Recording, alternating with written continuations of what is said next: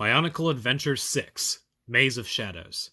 Written by Greg Farshidi. Recording by Trajan M. Chapter 9. The toe of water could feel the eyes of the Karzani upon her as they made their way back to its subterranean dwelling place. She could practically sense its anticipation as they drew nearer with the energized protodermis.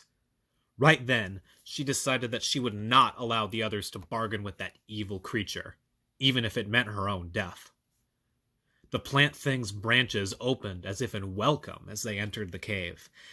"I am amazed to see you have all survived," the Karzani whispered. "More than survived," said Vakama, producing the vial. "We have what you asked for. Now keep your word, and cure Nokama." The myriad parts of the Karzani rustled. A vine reached out to snatch the vial away. Vakama pulled his hand back. "I gave you no word to keep," said the creature. "And I must test what you have brought me, mustn't I? Let me have it, or know that you have doomed your friend." "As you're doomed?" asked Nuju. "This journey has not been what it seemed from the beginning. We fought creatures we thought meant to harm us, but who only sought escape. And you, so sure of your power, you have little time left. Isn't that right, Karzani?" The plant's appendages drew closer to the trunk, as if preparing for an attack. "You are very clever, Nuju. You should have been a Vaki." "You said it yourself," Nuju replied. "Everything here is dying. Makuta designs his creations with a limited lifespan, doesn't he? So they can never be a threat to him." The Karzani laughed. "No, Toa of Ice. He simply does not want to be confronted by his failures on and on throughout the centuries. But with what is in that vial, I will surpass him. I will do all that he could not. And in the end, I will be the master and he the slave. Now give me that vial." Vakama lifted the tube of energized protodermis into the air and tilted it slightly, as if intending to pour it out on the ground. "I will test it for you." "You wouldn't," snapped the Karzani. The Toa of Fire's smile sent a chill even through the other Toa. "Karzani, after what I have been through these past weeks, there is very little I wouldn't do." A portion of the ground erupted at the feet of Nokama. A small root forced its way up through the stone.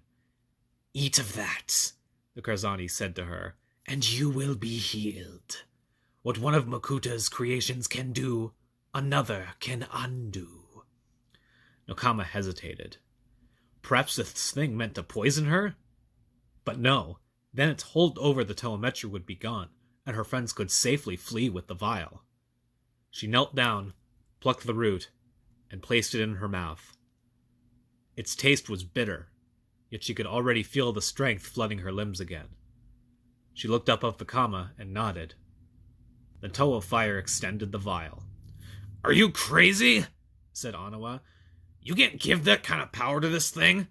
"Toa keep their word," Vakama replied. "Otherwise we are no better than the things we fight." The Karzani's vine grabbed the vial and brought it close to the trunk. "Yes, it is the stuff of life," the plant creature said, voice bubbling with dark pleasure. "It will transform me into more than what I am.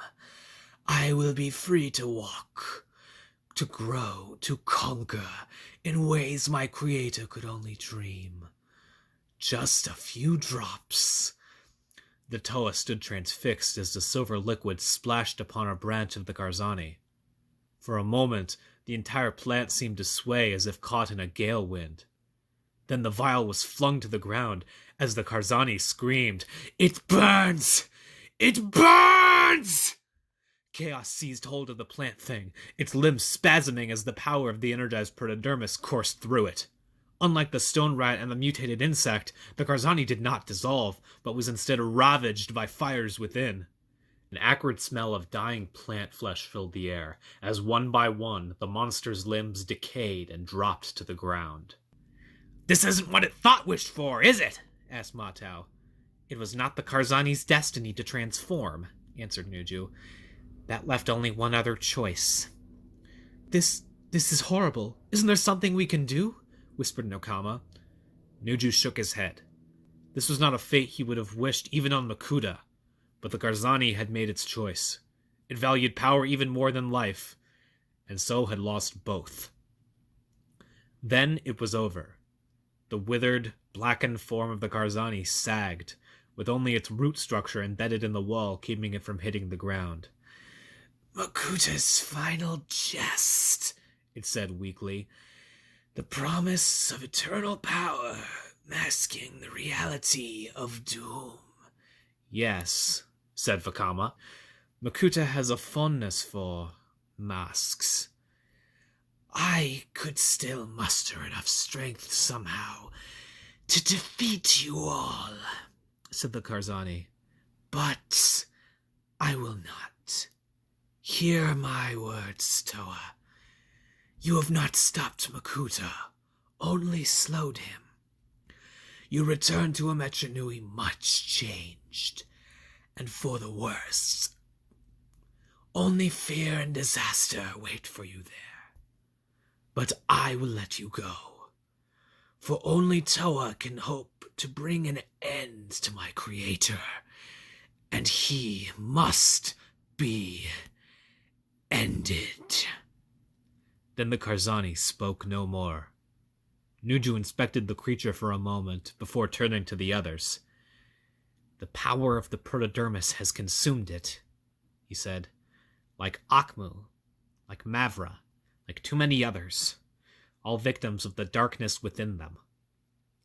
Vakama knew he should say something. Wise and reassuring words were what were needed, but none came to him. Instead, he felt a great weariness.